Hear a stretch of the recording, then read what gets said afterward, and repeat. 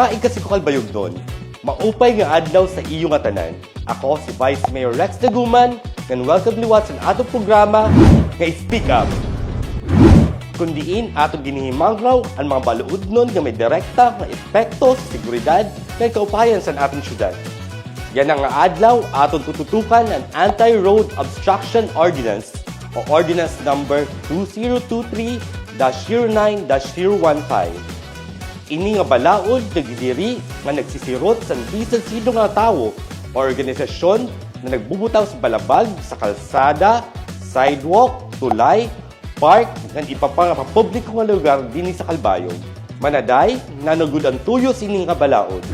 Vice, ini nga ordinansa ginpatuman base libre ang dalagan san tawo sa rakyan ngan mga butang sa aton kalsada.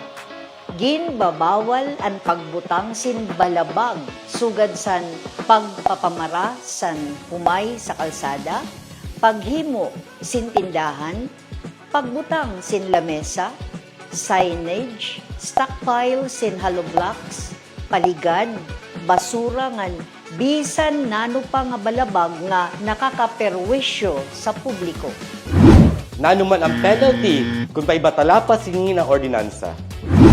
Ini ang mga sirot na nakabutang para sa motorista nga magbuhat sin balabag, multa nga 1,500 pesos, tugtog 5,000 pesos ngan kapriso kon padayon ang pagtalapas.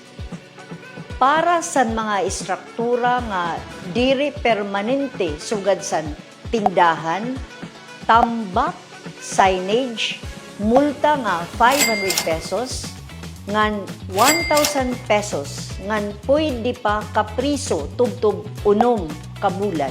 Ang mga opisyal sa korporasyon, asosasyon o organisasyon nga makatalapas sini nga balaod may daliwat baratunon. Klaro nga ini nga balaod maugod din giya basi hapsay ang dalagan ngan waray balabag sa atong mga kalsada ngan pampubliko nga lugar. Oo, Vice. Ang balaod diri para magpakuri kundi para magpanalipod sa kaupayan sa naton komunidad. Padayon kita mag-aram, magpakiana, ngan mag-speak up.